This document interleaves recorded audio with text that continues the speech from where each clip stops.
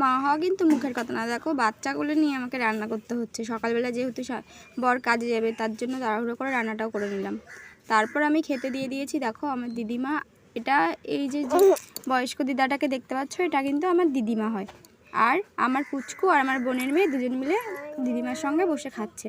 আর আমার দিদিমা এমন একটা মানুষ যে কখনো নিজে একা কিছু খেতে পারে না। আমরাও ছোটোবেলায় তার খাবার থেকে ভাগ বসিয়ে খেতাম, আর এখন দেখো আমাদের ছেলেমেয়েরা তার খাবার থেকে ভাগ বসিয়ে খাচ্ছে। তারপর তো আমার ছেলে আমার দিদির ছেলের সঙ্গে খেলাধুলো করছে, আর দুই ভাই মিলে মারামারিও করছে। দেখো আমার ছেলে ছোটো হতে পারে কিন্তু কিন্তু বেশি দুষ্টু। দাদাকে ধরে মারছে, আদর করছে, আর ওর দাদা ওকে একটু আদর করছে, আবার মারছে, এই করছে। ওটাকে মার বলে না, ভালোবাসার মার। তারপর ওর দাদা ওর গাড়িটা নিচ্ছে কেন, ওর দাদাকে আবার মারলো। এরকম করে সারাদিন ওরা খেলাধুলো করে, আর ওরা খেলা করতে থাকুক। আর তোমাদের যদি আমার ভিডিওটা ভালো